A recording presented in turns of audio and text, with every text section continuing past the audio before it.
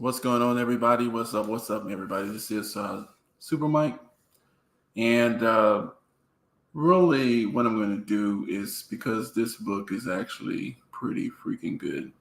It's very important that we get some of the information not in this book out, spread out. So what I'm going to do is I'm just going to start reading from this book, from the introduction. This is a book, The Hip Hop Conspiracy by Dr. Wesley Muhammad.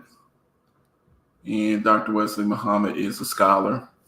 He does have PhDs. He has all the scholarly training that can bring us actually a very good, uh, well-researched, well-informed perspective on all the subjects that he tackles. He his hallmark is lots of references. What's going on? What's going on, everybody? This is just going to be a reading right now. We're just going to read from this particular book by Dr. Wesley. And I just started the show, so make sure you press the thumbs up, share the message. If we want to have a few questions afterwards, we can go ahead and drop the link just for a little bit. But I'm just going to start reading from this book because it's a lot of information. And here we go. So I'm not going to show every single page, but I am going to start from the section that I'm going to read from. This is the section part 1 called Why Weaponize Rap? Why? So this is the page, and we're just going to start reading. So keep in mind, like I said, this is just for informational purposes, but I do want you guys to go ahead and put a comment in and make sure you share it on your own social media. All right. And make sure you press the thumbs up. All right. So the meeting. On April 24th, 2012, Ivan Rock from Hip Hop is received an email. The anonymous author claimed to be a former record executive who was present at a secret meeting that changed rap music and destroyed a generation. The meeting allegedly occurred in 1991 at a private residence on the outskirts of Los Angeles and was attended by 25 or 30 decision makers in the music industry. After being asked to sign confidentiality agreements, the main presenter of the meeting got to the point. So here is the quote from the main presenter. He told us that since our employers had become silent investors in this prison business, it was now in their interest to make sure that these prisons remained filled. Our job would be to help make this happen by marketing music, which promotes criminal behavior, rap being the music of choice. He assured us that this would be a great situation because rap music was becoming an increasingly profitable market for our companies. And as an employee, we'd also be able to buy personal stocks in these prisons. Immediately, silence came over the room. You could have heard a pin drop. I remember looking around to make sure I wasn't dreaming and saw half the people with dropped jaws. While a handful of attendees reacted negatively and were escorted out of the meeting, including our anonymous email writer, he was convinced that he was convinced that at that meeting, those men conspired to create a prison pipeline of sorts through rap music. Not long afterwards, he witnessed the consequences of the meeting. As the months passed, rap music had definitely changed direction. I was never a fan of it, but even I could tell the difference. Rap acts that talked about politics or harmless fun were quickly fading away as gangster rap started dominating the airwaves.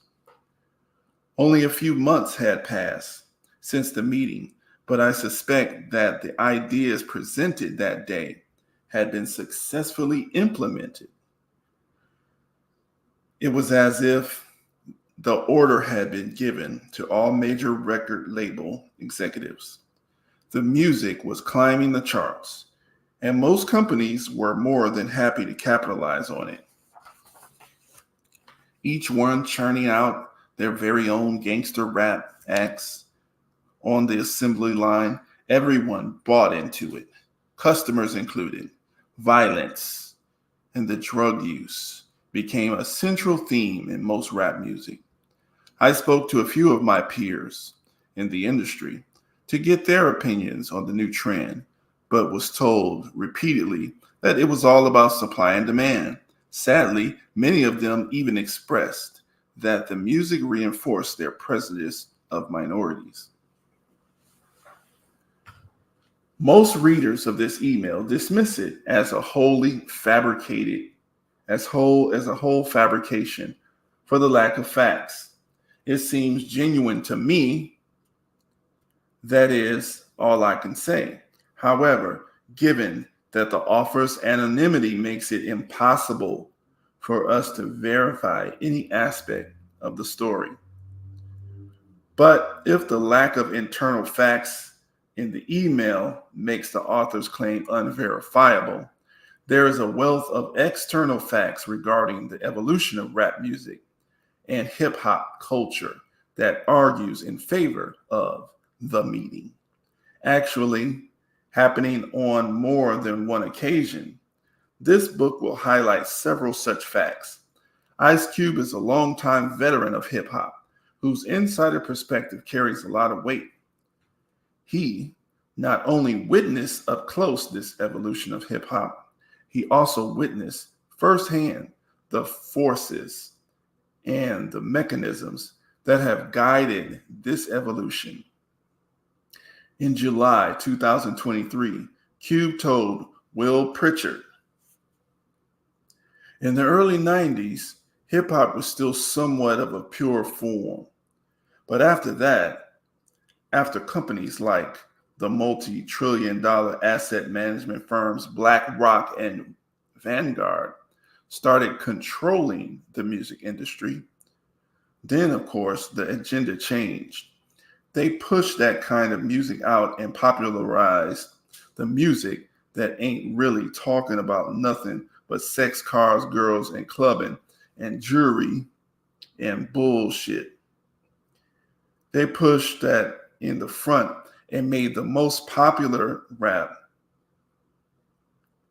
made the most popular rap. And they have the power to do that because they control the radio stations, the television networks. They control most of the outlets. Vanguard Group Incorporated and BlackRock are the two biggest investors in the private prison industry.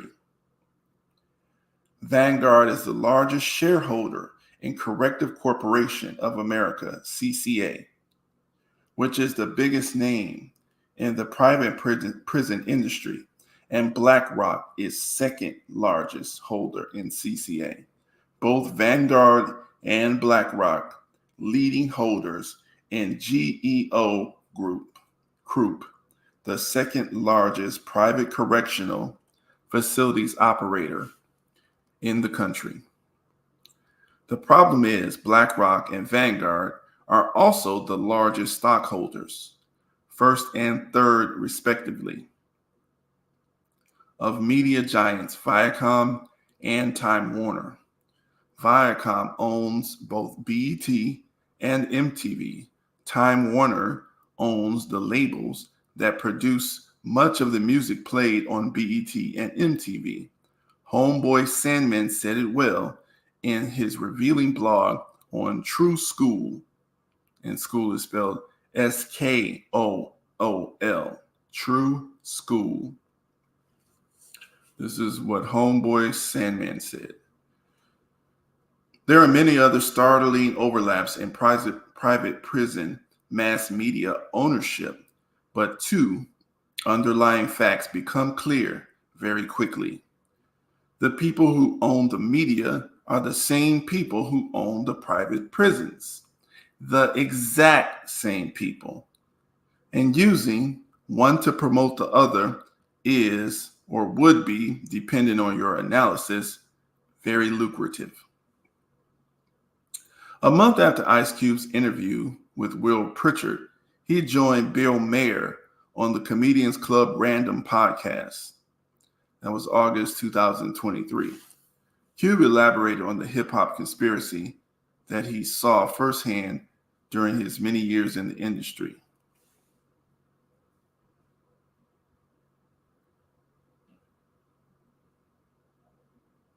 So Ice Cube says the same people who own the record labels own the private prisons. It seems really kind of suspicious, if you want to say that word, that the records that come out are really geared to push people that towards that prison industry.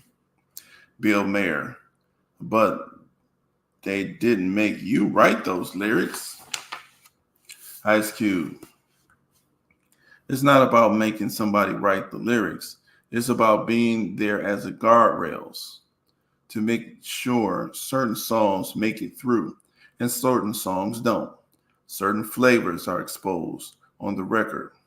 You know, some records are made by committee, meaning record company guys sit around and tell the artist, this is hot, say that, do this. We're going to have this guy write the lyrics. We're going to have that. So the narrative is really kind of structured and really made into what the record company wants the record to be. A lot of artists are frustrated with this kind of music making.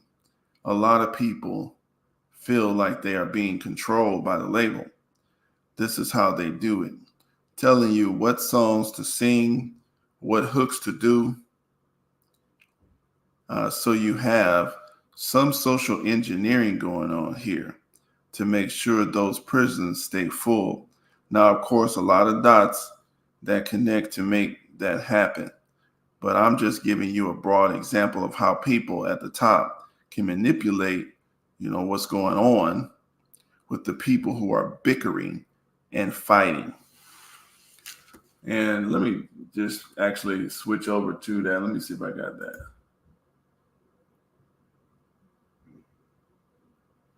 But I wanted to show this. Yeah, so that's that.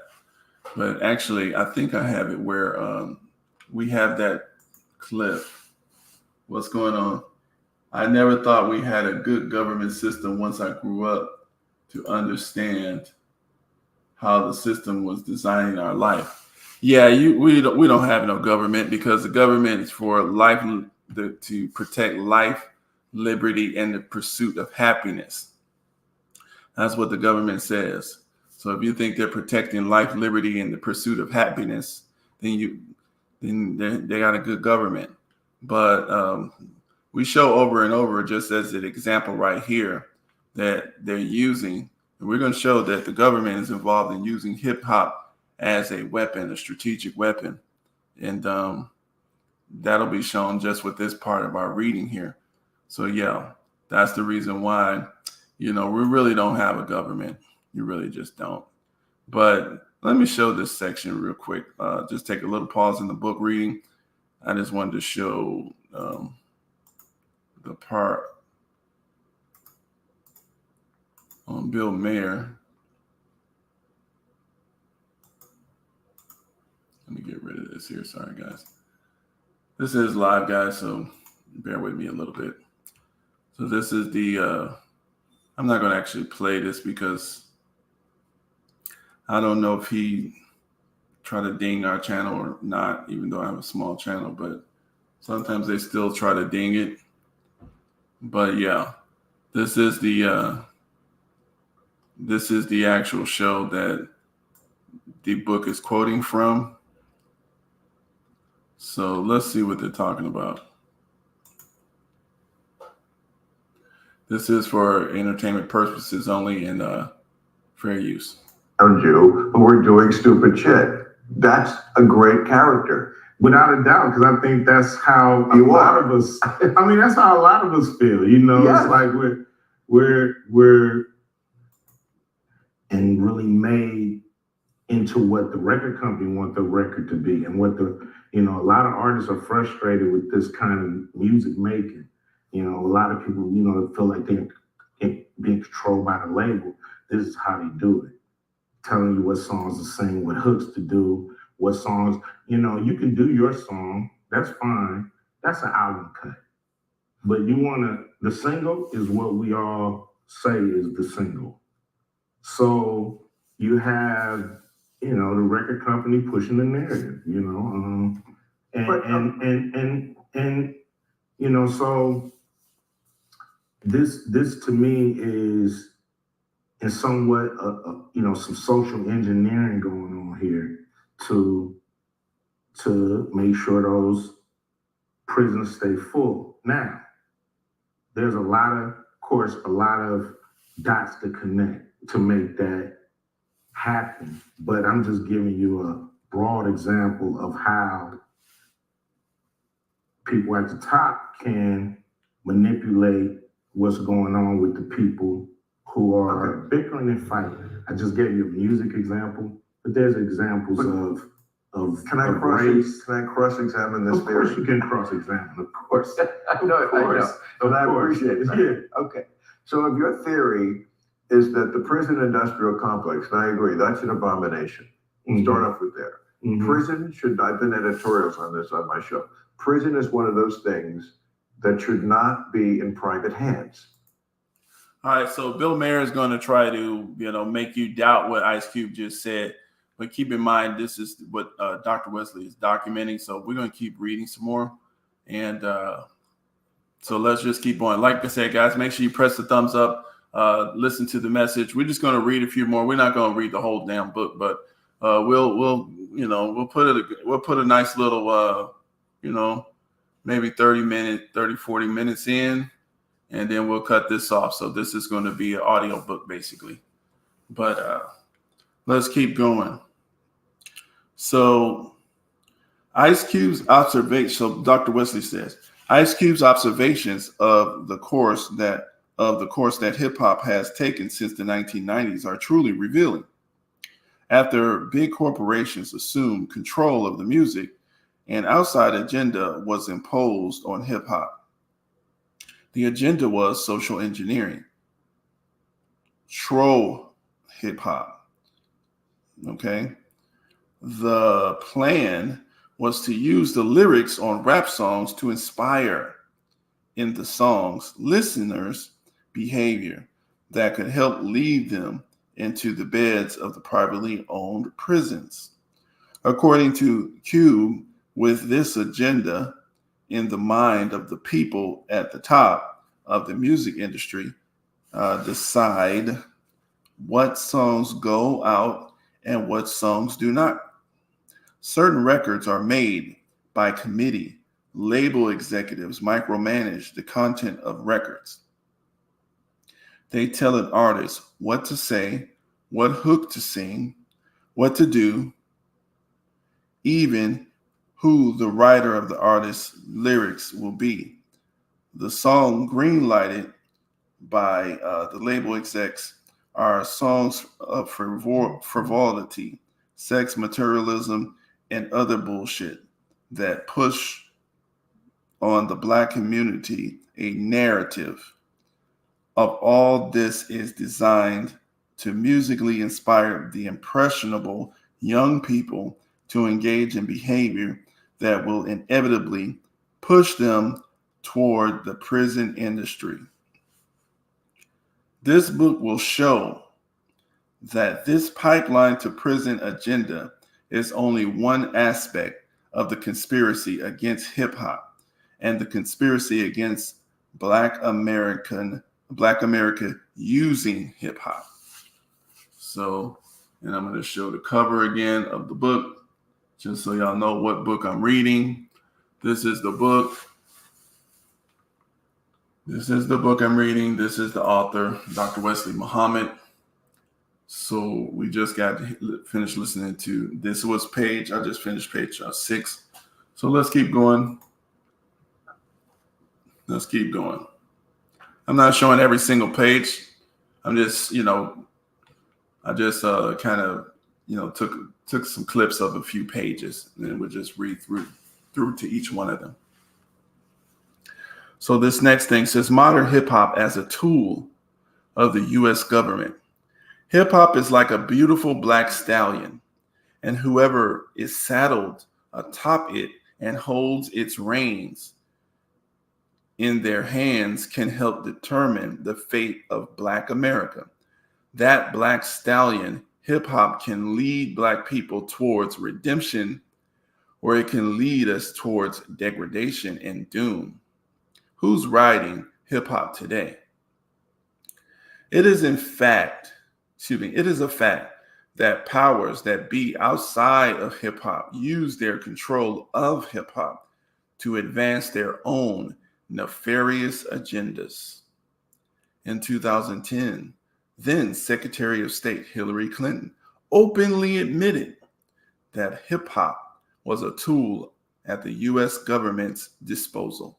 She described hip hop as one of the many chess pieces that the government moves around the board in a multi-dimensional chess game. The U.S. government has been weaponizing the cultural arts for decades. The CIA has perfected turning modern art into a psyop. The agency has promoted certain arts and artists in order to advance political and operational objectives. Particularly during the Cold War, this is called the CIA's long leash policy. The agency secretly promotes certain art forms and artists from a distance of 2 and 3 removes so that the government's patronage of the artists and thus their use of the government's, hold on a second, should have that ready for you, and thus their use of the government's agenda will not be discovered, because often these artists had no respect for the government. So let's listen to Hillary Clinton say that. I did find that quote. So let's listen to that real quick. Of the 1950s, the young target audience in Syria today calls for a totally different kind of music. My first show home in a while. My queen's at the front of the crowd. It's good to see you, mama. Meet Chen Lo and the Liberation Family, a hip-hop band from Brooklyn, New York. Why would the State Department pay to send a hip-hop band overseas? Hip-hop is America. I mean, and so is jazz, and so is every other form of music with American roots that tell a story. When they told you that you were going to Syria, what'd you think? Didn't know what to think, at first. Instead of a big concert hall, Chen Lo's venue was a converted restaurant in Damascus's old city, packed with curious kids.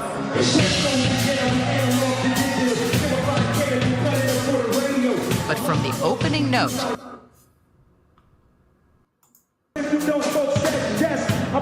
some kids said the experience changed their minds about Americans. But they think that Americans look superior from us.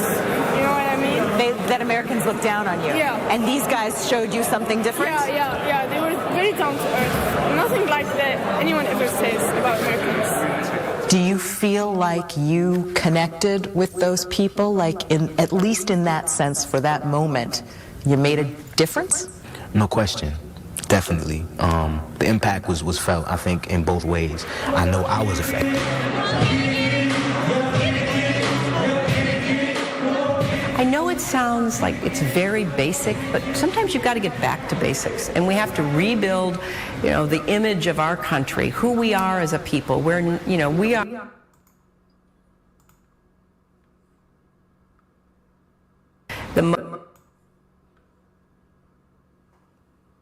the most incredibly diverse, successful, freedom-loving, people in the history of the world. And I want everybody to understand that. You say it sounds a little basic. To some people, it sounds a little kumbaya, like, oh, come on, let's go to Syria and throw in a free concert and join hands in peace. It may be a little bit hopeful, because I can't point to a change in Syrian policy because Chen Lo and the Liberation Family showed up. But I think that we have to use every tool at our disposal. So we move a lot of different pieces on the chessboard every day. It's multi-dimensional chess, if you will. Hip-hop can be a chess piece. Absolutely. And maybe music can be a bridge. Musicians we're not there to threaten anything. We're not there to take anything. We're there to give something and to bring something. We're not there to proselytize. We're there to play. So there you have it there. Hillary Clinton just admitted, like you said, hip hop and various music is a chess piece on a multi-dimensional chessboard. What are they trying to win? So let's keep it moving. I'm just going to read through this, and we'll try to get probably just about 13 more minutes of reading, and then we'll cut that off. If y'all want to say a few things before we clear it up, y'all can go ahead and come up, and I'll drop the link. So hold on one second. Let's go. So basically, the way they do this is he says that the government does pick the artists. So a lot of these artists that you hear out here on these in the music, the government, they are government agents. He says, so this is called the CIA's long leash policy. So we should look that up. Long leash policy. The agency secretly promotes certain art forms and artists from a distance of 2 and 3 removes, so that the government's patronage of the artists and thus their use in the government's agenda will not be discovered, because often these artists had no respect for the government. And this is for decades in art circles, it was either a rumor or a joke, but now it's confirmed as fact. The Central Intelligence Agency used American modern art, including the works of such artists as Jackson Pollock, I don't know who that is, Robert Motherwell, I don't know who that is, William de Kooning, Mark Rothko, as a weapon in the Cold War. In the matter of a Renaissance prince, except that it acted secretly, the CIA fostered and promoted American abstract expressionist painting around the world for more than 20 years. The existence of this policy, rumored and disputed for many years, has now been confirmed for the first time by former CIA officials, unknown to the artists. The new American art was secretly promoted under a policy known as the long leash. Arrangements similar in some ways to the indirect CIA backing of the journal Encounter, edited by Steven Spender. The decision to include culture and art in the U.S. Cold War arsenal was taken as soon as the CIA was founded in 1947. Dismayed at the appeal of communism still had for many intellectuals and artists in the West, the new agency set up a division, the Propaganda Asset Inventory, which at its peak could influence more than 800 newspapers, magazines, and public information organizations. They joked that it was like a Wurlitzer jukebox. When the CIA pushed a button, it could hear whatever tune it wanted playing across the world. And I did find that story, so hold on one second. Let me show you guys that. Just want to show y'all some of the, because he does put a lot of references here for you guys to check. if you want to on your own. And bam, let's see. So this is from the Independent. Modern art was a CIA weapon. That goes into that. I just read this part. This is from that article, the part that I just read, basically. And it's not the whole, he didn't put the whole article in there, of course, but just showing you that's where that's from.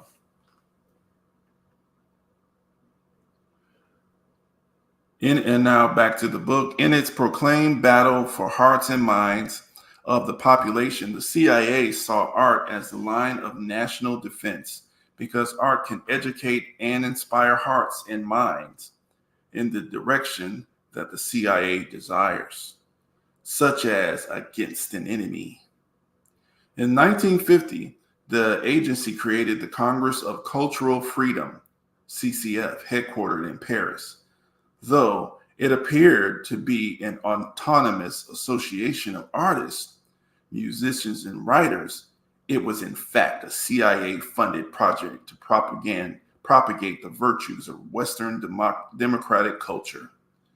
The CCF project to propagate the virtues, the CCF operated for 17 years, and at its peak had offices in 35 countries, employed dozens of personnel, published over 20 prestige magazines, and held art exhibitions, owned a news and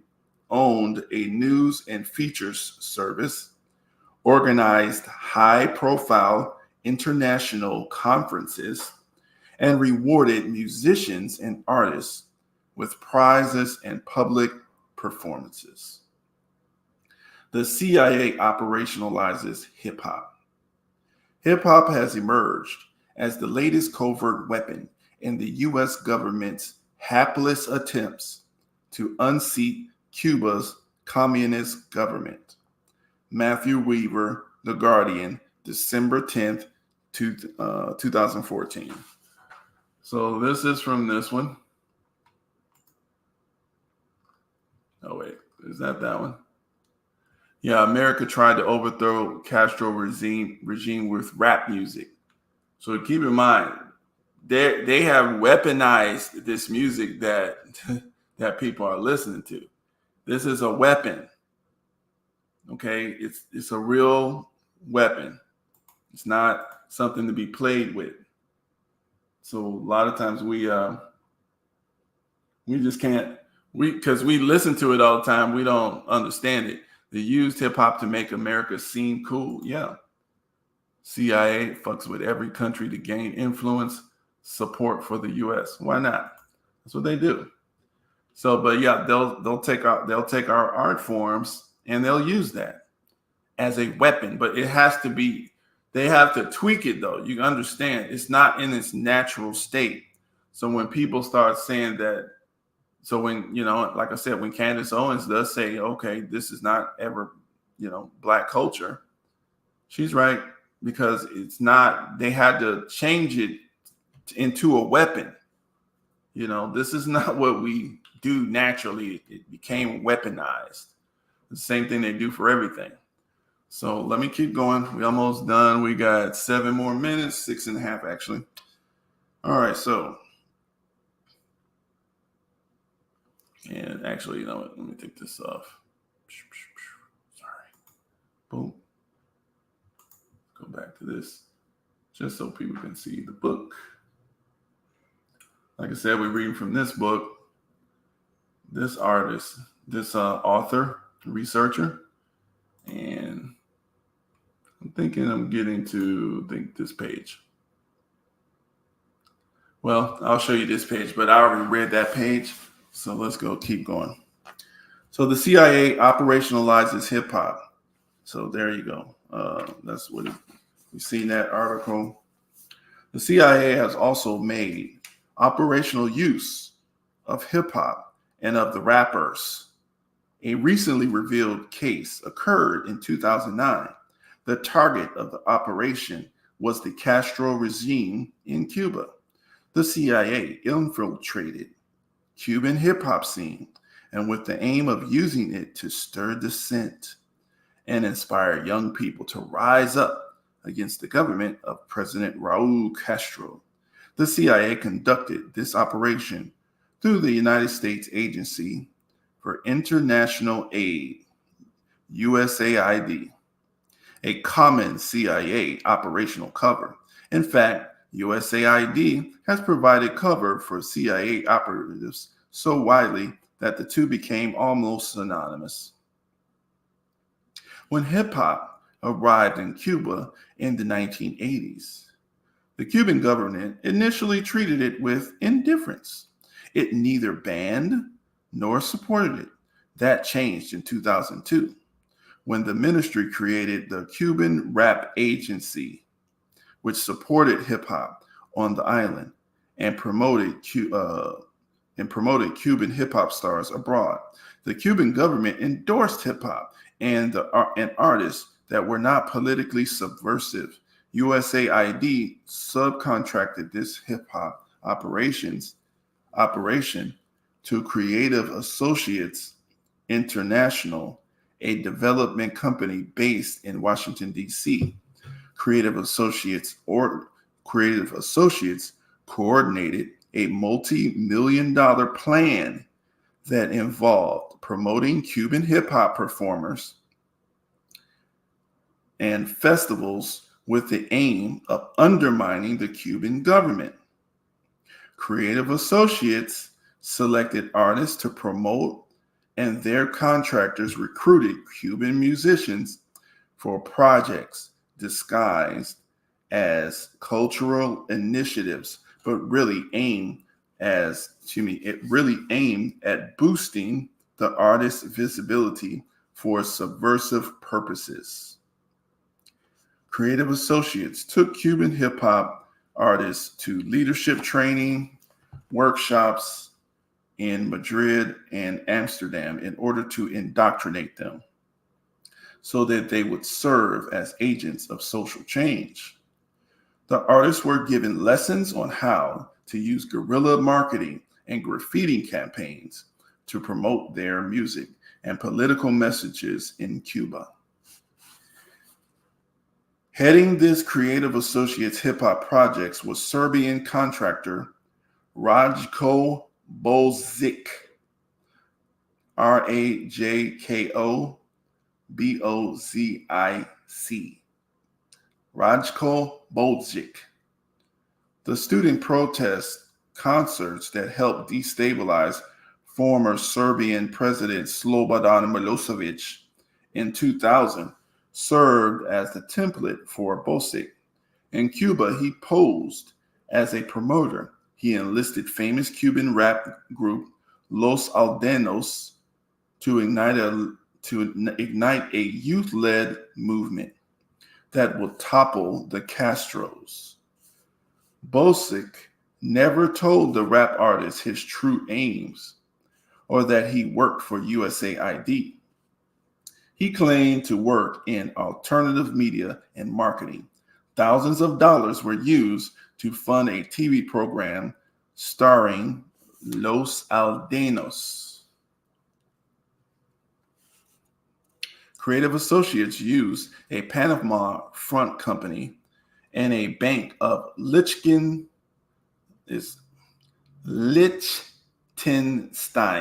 a bank in Liechtenstein, to hide the money trail from Cuba.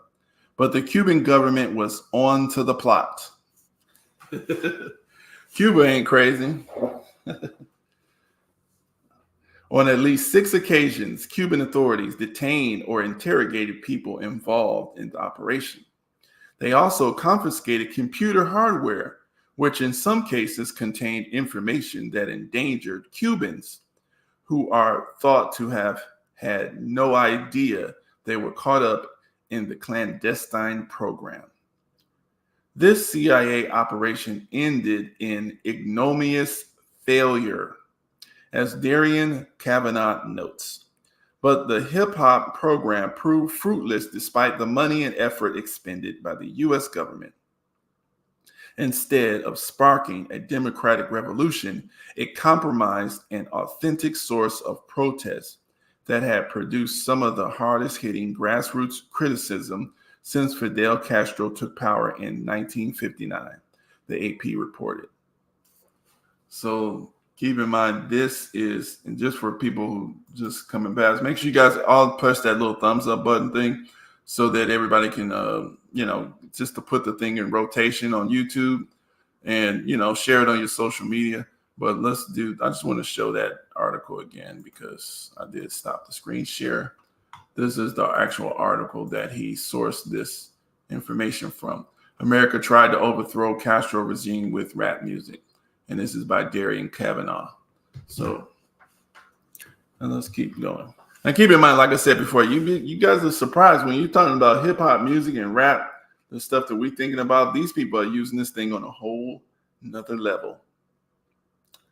A whole nother level. All right. It is thus a documented fact that hip hop has been used as a covert weapon by the U.S. government to advance its geopolitical aims.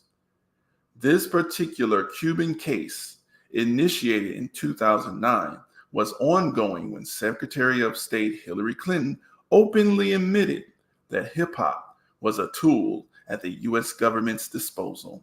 The 2009 Cuban operation is an example of hip-hop being moved as a chess piece by the U.S. government in a multi-dimensional chess game. This was not the first occasion, nor would it be the last. This book is about hip hop and rap music as a chess piece moved around the board in a multi-dimensional chess game. We identify some of the main movers of hip hop to the detriment of Black people. So that's that. I'm going to stop right there. And it is what it is. This is what they're doing to us, right? So, these are things that we end up finding out later on.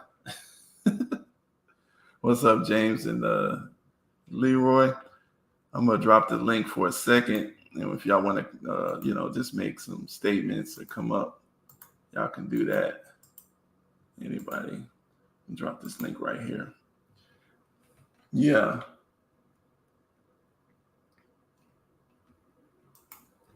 So what would Black people think if the U.S. funded $1.6 billion to journalists and non-governmental agencies to deliver anti-African news to the free world? I'm sure they wouldn't like it if we knew about it, but usually those type of things are kept silent. Also, too, just for the question, since I dropped that, actually, I was going to have a slightly different discussion. I was going to read from a different part of this book to show that we don't really have no government, because, but I'm going to just read the whole book because it's actually it's a lot of stuff in that book that's pretty damn important. But because I did have that cover and the question, I'm going to read from the Declaration of Independence. So this is what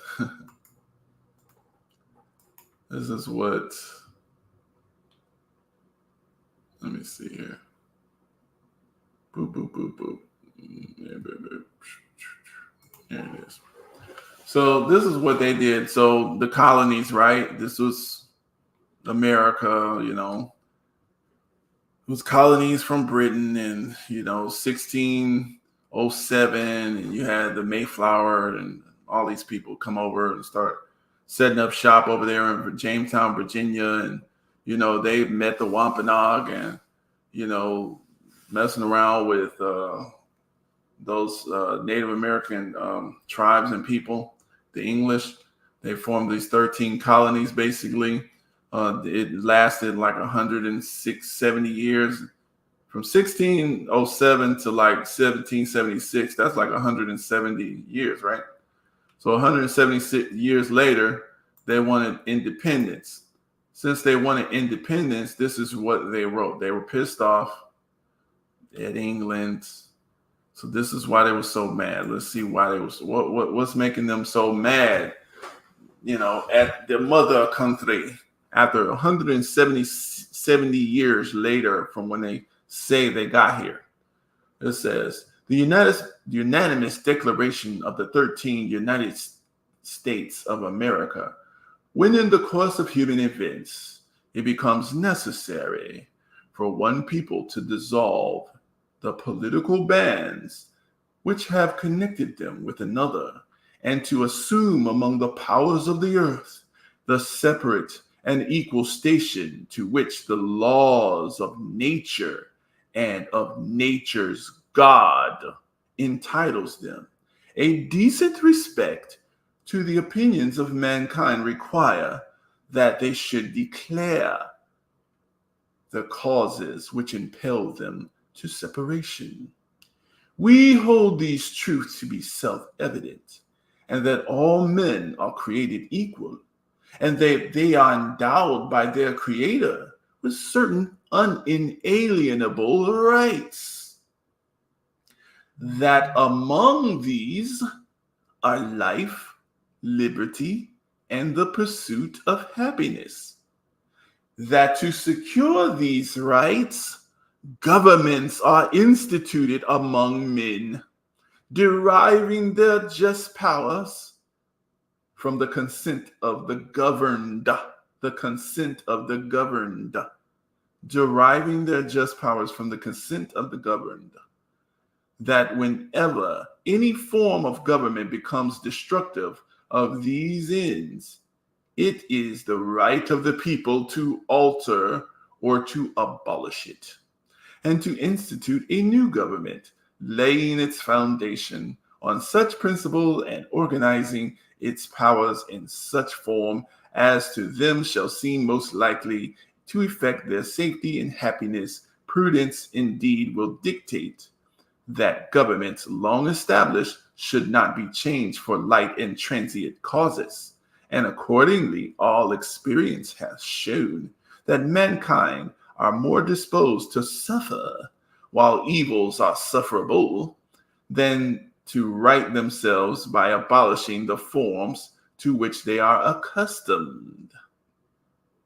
But when a long train of abuses and usurpations pursuing invariably the same object evinces a design to reduce them under absolute despotism, it is their right, it is their duty. Yeah. What's up, Leroy? So, what's up? Yeah, go ahead. Yeah.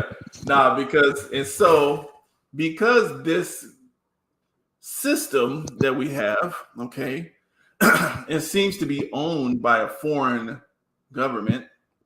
It seems to be doing things that is not under the consent of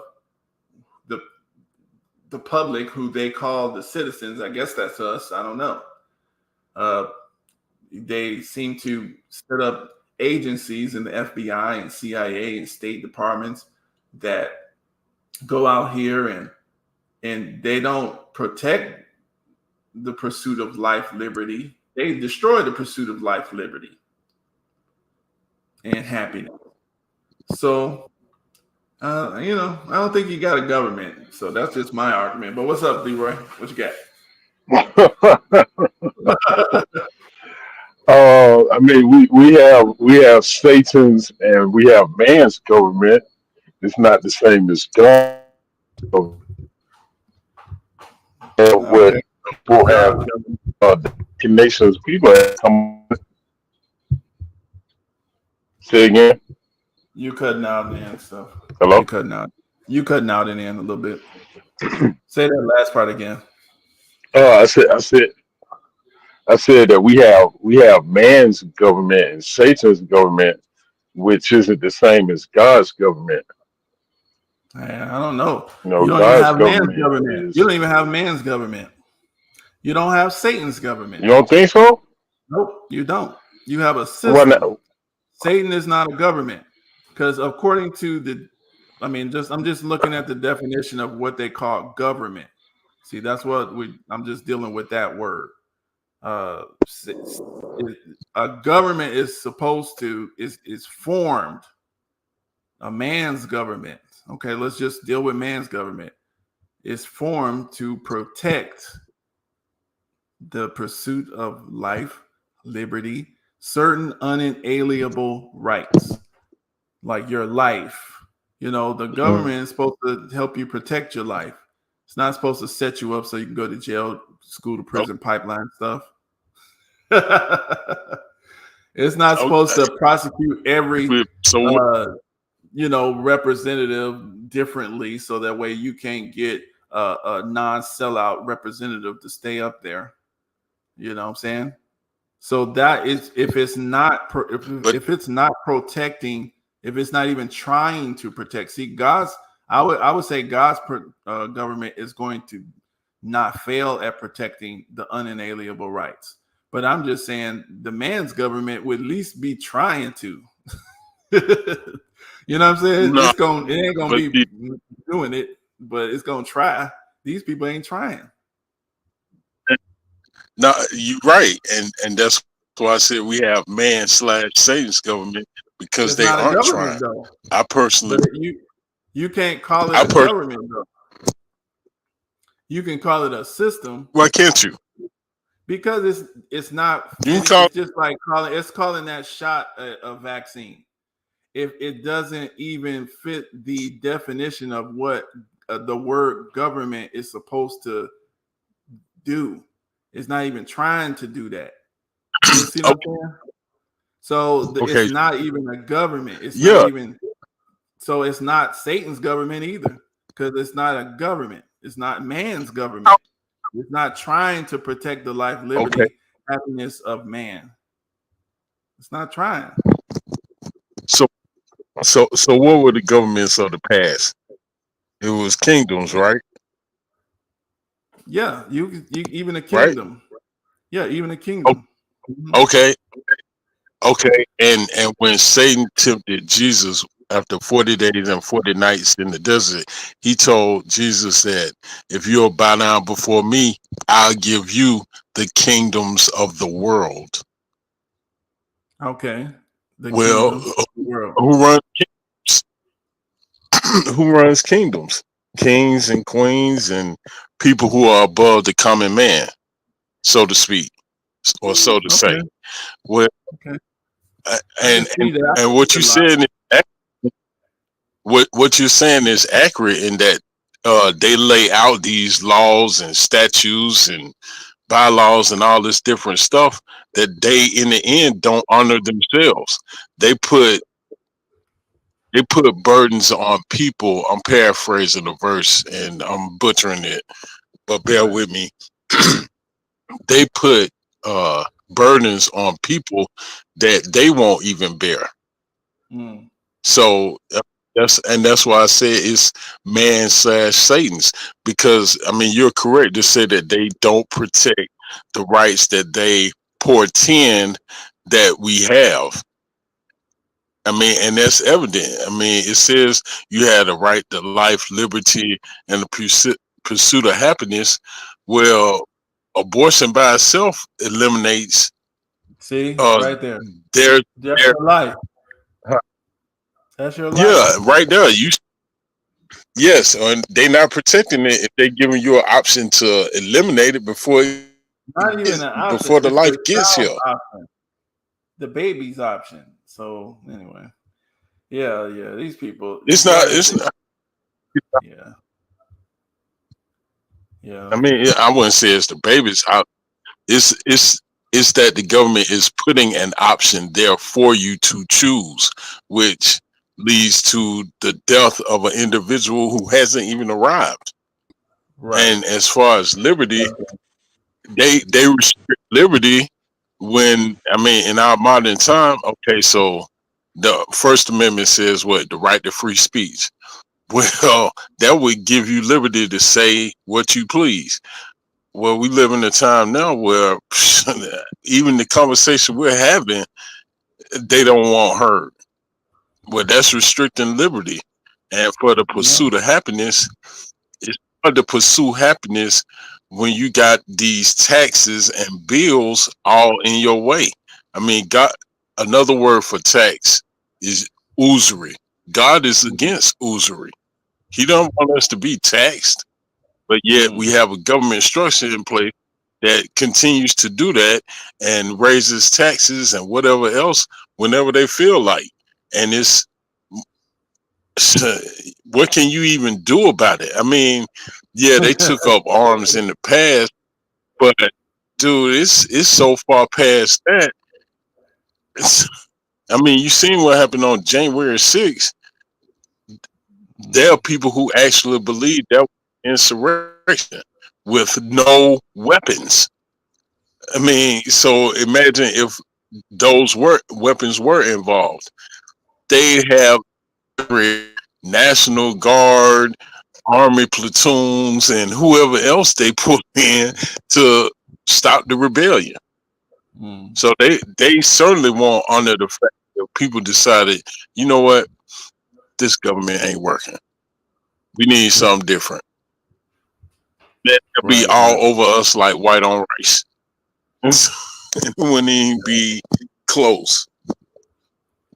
Well, this is what we got dealing with. So I mean, like I said, it really takes people to just to kind of at least be able to look at it and actually decide, because people get this little emotional thing going on when they hear something to them. It's no, we got to give them in. I can vote for president. I can vote for Kamala. Vote for whoever, And it's like, okay, I mean, go ahead. It's still, you know what I mean? Yeah. They still doing what they want. Yeah, they give you a choice between bad and worse, and then you're supposed to go out and pick. It's hilarious, man. They're coming out there to get all people who leave the country, especially if their name starts with J. They're coming to get them. And if they ever visited China, they're coming to get you. They have no reason to come and get me. Absolutely no reason. This whole thing with tax, too. I mean, tax is theft, yeah, but it depends on where you are, too. I mean, you can move to places that are tax beneficial. I mean, if you don't like the U.S., find yourself a place that's a non-U.S. territory. Go there, find work. You get $120,000 tax exemption on your income. $120,000. So if you're not earning more than $120,000, you don't pay any taxes on that. Wow. Yeah, you pay food taxes on food and stuff you buy. Yeah, like everybody else does. But I mean, you're basically explaining to the world how shitty it is in America and how oppressed you are. And that's true, because a lot of those that leave the U.S. and stay outside of the U.S. Do enjoy a lot more freedom than you people do. And I'm not saying you, and specifically blacks or whites or Mexicans, but in general, everybody in America, there's this need to keep going. There's this next bill that's coming, the next bill that's coming, and yeah, that's true everywhere else, but you don't have the pressure of, like, you get a car. So you get a car, you need to get a license plate, and you need a driver's license, and you need the gasoline, then you need the insurance, and then just getting the car and keeping the car makes you, you need to raise your price $3,000 a month. So you become $3,000 more expensive, and your services become $3,000 more expensive. Then you're only forced to buy certain things because if you buy them cheaper somewhere else, they'll mark them up, like with tariffs. This excludes you out of a market, means you can only buy a certain amount of products that are, let's say, made in America only. But made in America is expensive. This is why America went over to China, is in India, is in all these other poor nation countries, because you can afford to pay these people less. I mean, a lot of these places, let's say India, if you don't have a winter there, or Bangladesh, if you don't have a winter there, you don't need to pay these people anything for heating. You don't need to have windows in there. All you need to do is have a couple fans. You just take an empty building, put some chairs and tables in there, and then they work. I mean, you get a fan. That's it, because you don't need anymore. I mean, we've just basically outsourced all our slave labor. Yeah. You know, But in that, James, don't you see that the control that government institutes, even if it seems like it's a good thing, it ends up being a bad thing? Because even with the example you gave, where they give you $120,000 tax break, and if you don't go past that, then you essentially pay no taxes. But they set that standard. So since they set the standard, they turn around and change the standard, and they can change the standard to a point where it becomes a burden. Yeah, but see, that's And the whole trick.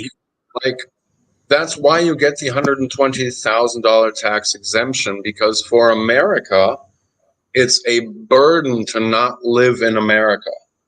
You know, like for America, Americans are just people that are currently working abroad but are going to come back, or are studying abroad and are going to come back, or are just touristing and coming back. So they don't consider that there's a lot of Americans that are just like, you know what?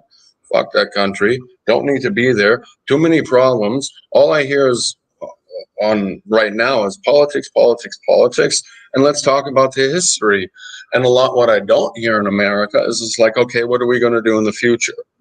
You know, and it's just like, what is America doing for America in the future? You know, there is no future. That's why I keep, you know. There's no future with this government. It's actually just being pillaged. That's something my parents realized a long time ago, and you know, so they left in the 70s, and then I left in the end of. No, I left. I never was there. It's just I was there once, had my 3 years of experience, and after that, I'm just like, dude, man, what the fuck is wrong with these people? You're always stressed out. I mean, you know, I had a few, you know, one of those things where you come to America and like your liberal thoughts just get crushed by everything. It's like the cops hate you, the school system's fucked, the whole there's no logic. There's always punishment. There's always somebody looking out to punish you. Didn't send this, punish that, blah, blah, blah. Did you ever go to school here? Yeah, I did 3 years. Okay. High school. Cool. Yeah, well, you know, the thing is that even in the Declaration of Independence, it tells you right there that they know through experience, through history, that according to all experience have shown that mankind is more disposed to suffer while evils are sufferable than to right themselves by abolishing the forms to which they are accustomed. So yeah, we're gonna stay here until we can't take it no more. Well, why would you do that? We're gonna start immigrating and migrating. No, but this is what you don't understand as Americans. You as Americans are free to leave. Oh, really? I mean, unless you murdered a guy and now you've got a felony and they won't let you out. But other than that, you're free to go and live and propagate and work anywhere else in the world. No problem. But that's just it. But that's just it, James. Just because you've broken the law, if you have fulfilled the obligation to repair the law that you have broken, that should not inhibit you.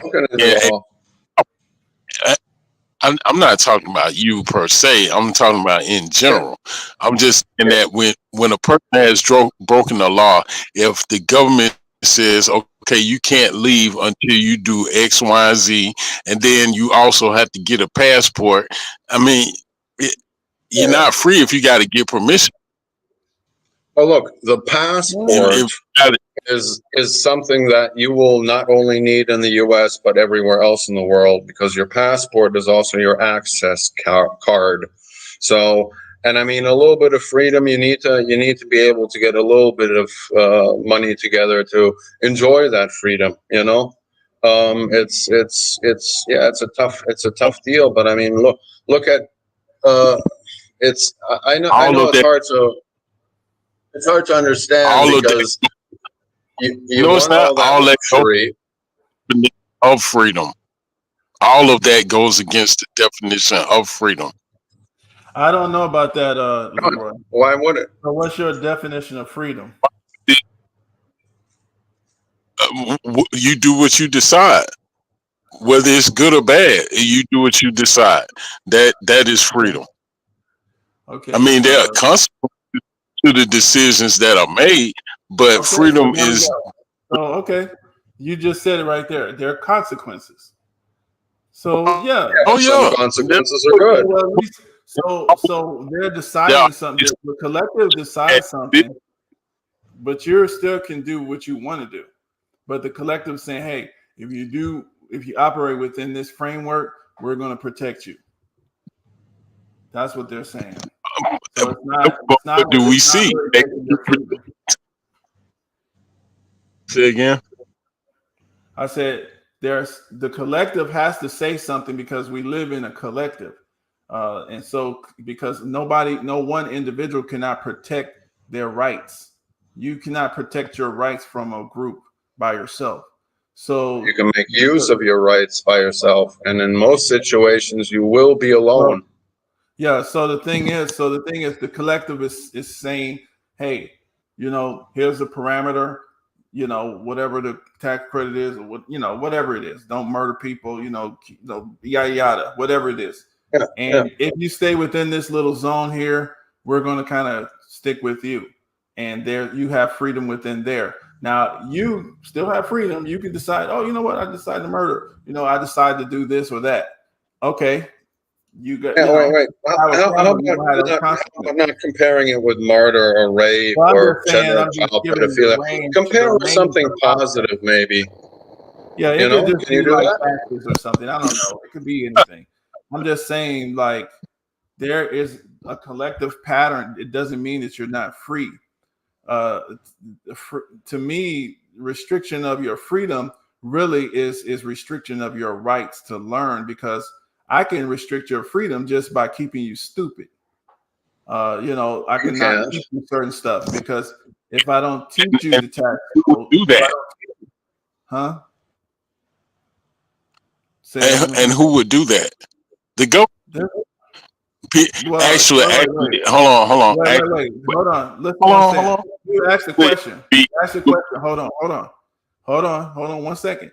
I just want to answer that. Right. I mean, I want. You said who would do that? Now it can't be. I know. Okay, so like you could say the government, right? But you got to realize, I was about to move. Every single government does not operate like the American government. Okay, do you see what I'm saying? That's why I read what the government was supposed to be. You got to realize we grew up in a situation. This is what we recognize as the government. But when they first thought of that concept, that's not what we're dealing with. It's not what government is supposed to be. You understand? Okay, but when you go to a place, I get what you're saying. What I'm saying is, just because you go to another place and it's a different form, don't think it's less restrictive. You just may not be in tune because you're coming into a strange place, so you aren't familiar with the in that place. I give you a prime example. If I'm not mistaken, in the Middle East, you don't shake people's hands, right? I don't think that's not a place where you know someone and you stick your hand out and you shake hands. I think they do. Some places, I wouldn't completely exclude it. I've seen that before, but I don't know. I don't know. Okay. Yeah, because I think. Okay, well, maybe it's not the Middle East, but there are places in the world where greeting is not the same. Like a bow or something. I'm just saying that how you greet someone. Right. You don't the palm of your hand. We'll say something simple like that. Okay, well, if you are familiar when you're there. Okay, but you might not find out until you get locked up. And if you get locked up, man. Wait, who tells you that? Who tells you that? I mean, who does the government tell you that, or where do you get that information from? Excuse me. Like, I mean, This is normally, like if you're a foreigner in a foreign country and they recognize you're a foreigner and they recognize you're not from there, wouldn't it just be enough human decency? I mean, they don't have to be educated in America or educated in a democracy or growing up under a government like the U.S. or the Constitution to know, to be like, oh, we don't do that custom here. They're not going to lock you up. I mean, do they do that in America? I'll say it like this. Yeah, like honestly, they like, I mean, they won't lock you up for. hold on. Here's a better example. Fear. I mean, here's a better example. A person is from Germany. They had an autobahn. Autobahn, you can go as fast as you want to in your car. Okay, you come to America and you try. Can I finish, James? Bro, I lived in Germany for 28 years. The Autobahn is not the same as it was. It's not a speed limit place where you can just go. That's a Nuremberg ring. And even there, if you're going around a corner, you're not going as fast as you want to. You're going as fast as the speed limit allows. James, let him finish it. An example. I know we know that you're from there. You live there, so just let them finish it, and then as fast as the speed limit allows. If there's no speed limit, James, hold on, hold on a second, James. Just hold on a second. All right. Yeah, just hold on a second. Let them finish, and then because I want to hear what your complete what he says. So say what you were going to say. What were you thinking, Leroy? Okay, so it doesn't have to be Germany. It can be Neverland. We'll just make up a thing, man. See, that's why I didn't want you to say nothing, James, because I want him to say what he say, so that you, being an experienced person from that place, can actually give us what it really's like. So say what you were going to say about Germany, because that's important. Okay, and growing up here in America in the 80s, you hear about the Autobahn and you learn that there's no speed limit. You can go as fast as your car will take you. Okay, well, if you come to America and try that, you're going to find yourself pulled over. And if you're going past 100, it's a high likelihood they're going to take you to jail. They're not going to say, well, you're not from here, you didn't know. They're not going to care about that. They're going to say, you were doing 100. This is what happens. Now you have to deal with it. It's nothing personal. That's just what the law is. So in that respect, if you don't know, where you land, where you visit can end in a place. I mean, the result of your decision can land you in a place where you don't want to be. And all that is instant. Let them respond to that. Let them respond right quick. So what were you think of that, James? There's this saying in Germany that says not knowing does not exclude you from punishment. So not knowing that driving a car 100 miles an hour against a fucking wall will kill you, most likely, will not exclude you from being killed. So it's kind of like you're free. This is your freedom, yeah? It's your freedom to take the car and drive at 100 miles an hour down the road. But we do have laws and regulations. And for this, you should get you should get a driver's license if you don't have one, a passport, and then an international driver's license, because anybody knows that without a driver's license, you can't drive in countries legally. Illegally is still something else, but even then, you have to take accountability for yourself.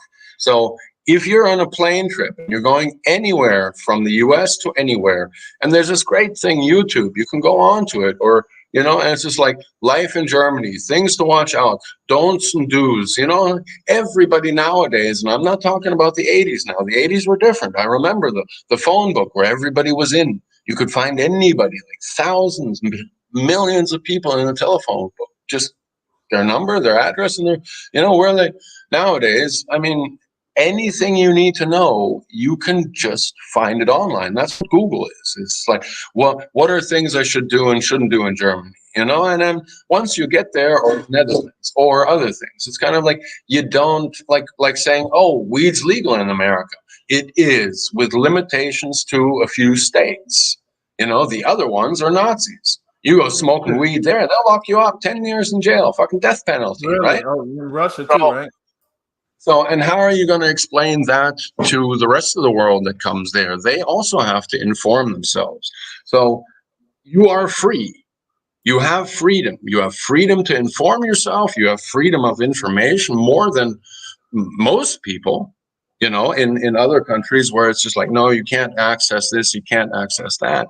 You need to be able to use that information for your benefit, you know? Yeah, if you're going to Saudi Arabia, I wanted you to answer it because he said, can you drive as fast as you want on the Autobahn? Yes, unless it says, unless there's a speed limit. Yeah, you will drive and you will have to know what the speed limit sign is. If the speed limit says 130 kilometers, you can only go 130 kilometers. If it says 220 or nothing above 220, then you can drive anywhere between 180 and 220. There's 3 lanes, the fastest one. And dude, even the thing is in the Autobahn, even if it's only 220, there will be people that are coming up and driving behind you going 350 kilometers an hour, okay? If you want to be a dick and cause a huge fucking pileup, you're the one that sticks in the left fucking lane and smashes, that guy smashes into the back of you. So there's not only a law that it's you have to drive right like they have in some states, but if somebody else is faster than you are, no matter if they're going faster the speed limit or not, you get out of the fucking way. Right. You don't block traffic because there might be 6 other cars behind it going the same speed. They might be government. You don't know what the fuck they're doing. So it doesn't matter. Yes, with certain restrictions, if you have the right license plate, the right government official, the right car, the right whatever, you can drive as fast as you want. And anybody who thinks they're going fast has to get out of the way. You need to get out of the way as fast as possible. You might have somebody coming behind you twice the speed.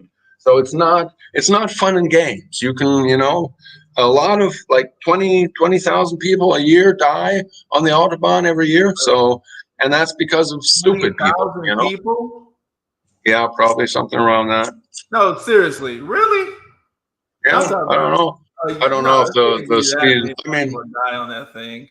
Let me look that up because that's 20. Nah, you probably just said something just like a high number. I mean, you can go 120 miles. You can go 160 miles, 180 miles, and some people do. Like business people, if they have to go between Frankfurt and Munich, or if they have to go between Frankfurt and Berlin, and it's a 5-hour ride. Otherwise, they can cut that down to 3 hours, and they just go.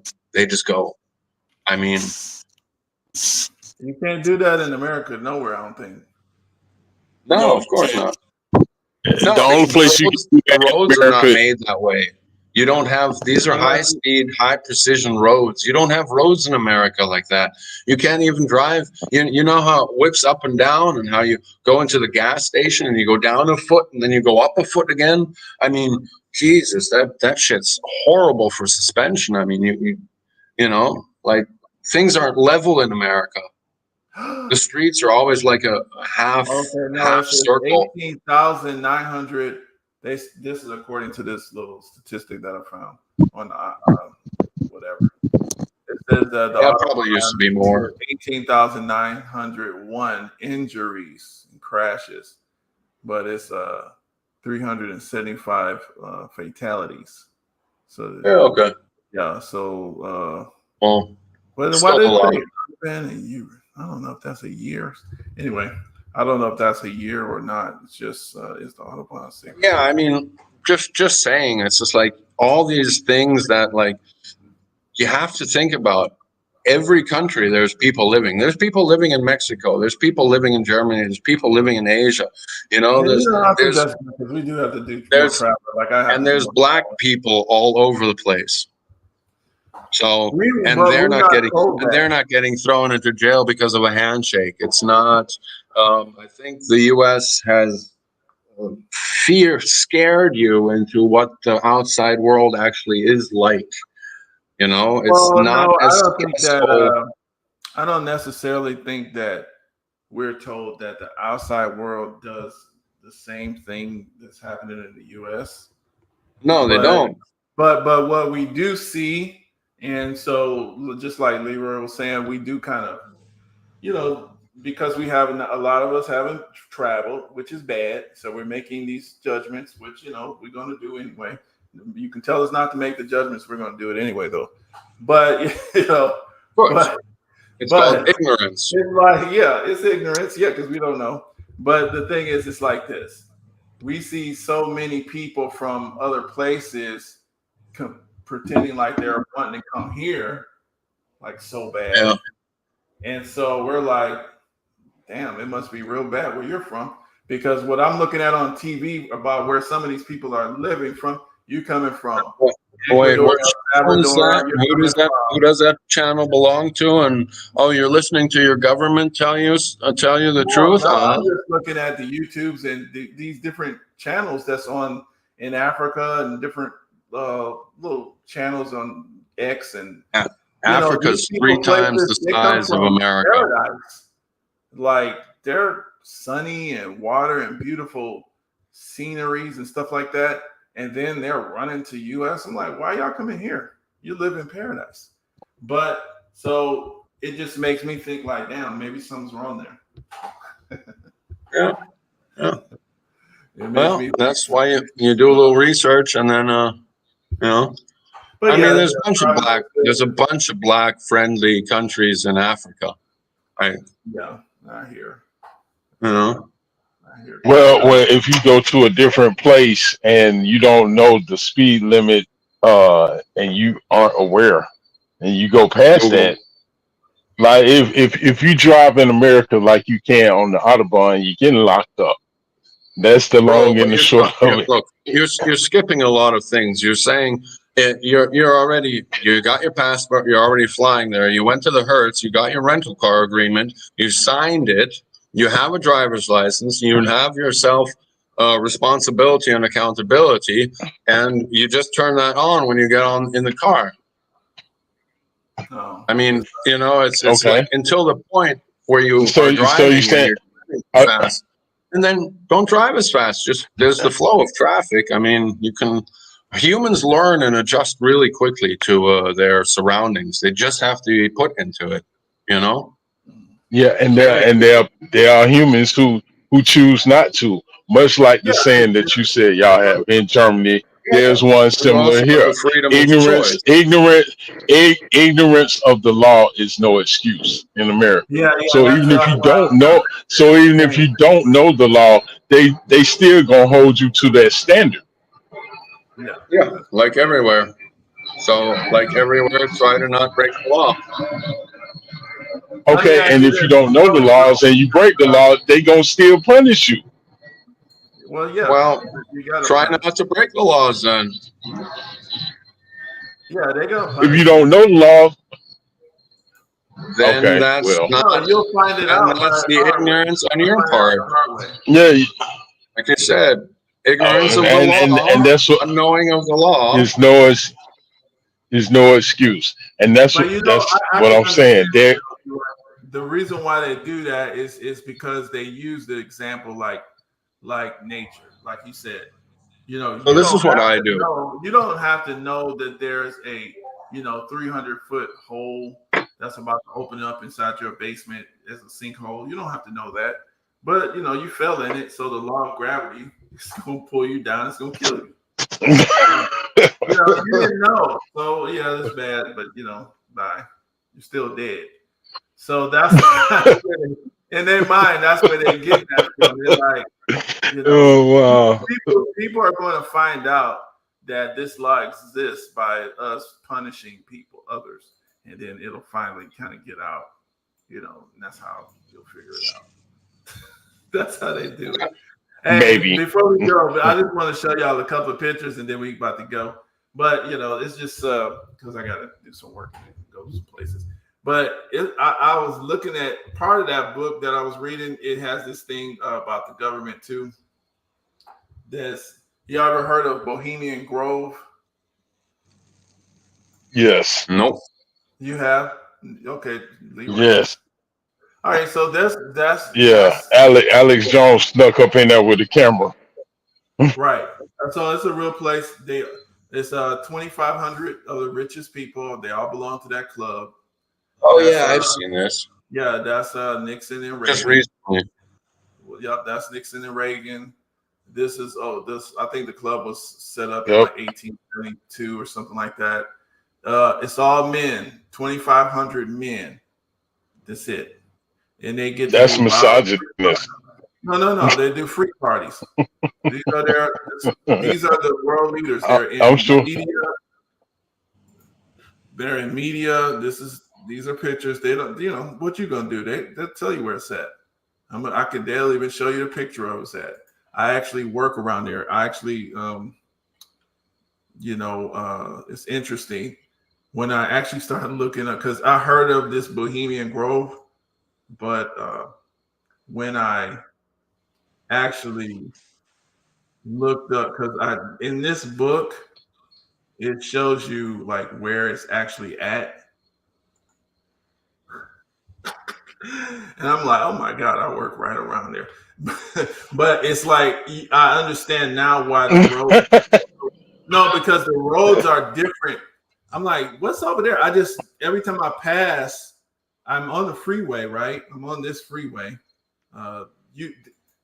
So let me see. So this here, you don't even see really over there. It's like something's over there. It's like right here when you ride up here. It's like, and this is Valet, all this is poor and whatever. But when you ride right up in here, something over there, but it's kind of like blocked off. Like there's only a few main roads, like this road 12 kind of starting to go over there. It's hard to get over there. This is where they be at. They meet every year in July, and they have the stuff that they're accusing P. Diddy of, the freak parties and stuff like that. Yep, that's what they have. And it was interesting, and they plan world events, whatever. It's 2,700 acres of stuff. This is what they're doing. This is what Walter, whoever. What? The biggest names and wherever you want to think they're at. I have a perfect example of what we're discussing. Have you all seen the movie called The Game with Ice-T? It came out in the 90s. He was a homeless guy. Four of the guys picked him up. One of them is Charles Dudnett, I remember. And they went on a camping trip. Well, they get to the camping trip. The first night they eating and all that. It's a good old time. They drinking. The next day, they tell Ice-T, run, because we about to hunt you. He a homeless guy. He had no idea this was going down like this. I don't know what it was because I've seen it such a long time ago. Yeah, it's back there in our youth, but he had no idea what the rules were, how he ended up in this situation. None of that mattered. Them guys was out to kill him, regardless. They don't hunt him. He's food. Yeah. So, well, I don't know if they was going to eat him. That's what they do. Yeah. It was a club like that. Okay. Keep going. Because that's in this. Okay, and with that said, okay, those people aren't being punished. They locked up Diddy. They locked up Epstein. But the reason why I wanted to bring that up too in this early reading of this book is because that's the reason why I was going to read just starting at this part of this book. But it's kind of good because this book leads you up to this, so you understand perfectly all of this by the time you get to this portion. So most of them are dead. Well, yeah, these people are dead, but this club it started over 100. The club, So yeah, Yeah, don't think they don't have new members. no, all They of got them new are members. there. And they have parties there. They're open now. It's like, you just can't hardly go over there, but it's like they're not. It used to be super secret, like nobody even knew about it, basically. But now Yeah, it's like, now it's there, but you can't come here. they're hiding it. They're hiding in plain sight. Right. And so basically that was interesting that they started going after all of these people like P. Diddy and all these people, because I'm sure he learned his freak off place from that stuff. Geffen, I'm sure they're members. These are the members now. These guys. Brothman. These are the people who own the music industry. Redstone. Cloud Davis. Yeah, all of them. David Rubin. Yeah. So that's kind of, that's it. So we about to get out of here, but let's stick with it. I'm at least once a week I'm gonna read in this book. It's pretty good too. He puts a lot of references in there, But anyway, what's up? So go ahead and make a final statement. The final pitch. Final pitch. It was great coming up, man. Yeah, that's it. But like I said, I'm gonna try to read this book because it shows you, like, it answers a lot of questions. You know how everybody always talking about rap and how bad it is and all this kind of stuff. But he goes through, and you see how he points you to old stories and stuff that you didn't even hear about. Well, you heard about them, but you won't remember them. This is 2024. He's pointing you to 1993, 95, 2009, 2010. So you remember them and be like, oh yeah, I do remember seeing that, but you didn't put it together like he did. So that's the good thing about it. So anyway, Wesley Snipes? No, that's not Wesley Snipes. I think that's just some random black dude. Are you assuming that because he's holding a gun? It looks like okay, can you put this Crips thing on and hold this gun for a second? Yeah, you look really cool. Click. Yeah, it's weaponized hip hop. Yep. They turned, because hip hop didn't start off like this. And we remember that. No, it didn't. And that's the hijack. Hey, I'm gonna end with this. Like you just said, hip hop did not start like that, but they hijacked it and now they use it to manipulate the masses who fall into it and don't have a strong enough mind to not realize that, okay, this is entertainment. That doesn't mean go out and do it. There you go. Oh, wait. I thought that was all real. We're talking about street talk, gangster talk. Lay them buses down. Oh, it is real, but it's real, but that don't mean go out and get involved and start doing it. I mean, Ice Cube said himself, people die for a street they never heard of. So, it's a form of entertainment. It's not to be exercised in reality, but the government decided that no, that's what we want to do with it. There you go. Good mix. There you go. So, and the government did that as well. Good. All right. Thanks for coming up. Anyway, have a good one. Get some sleep, do your thing or whatever you got to do, and be successful at it. Peace.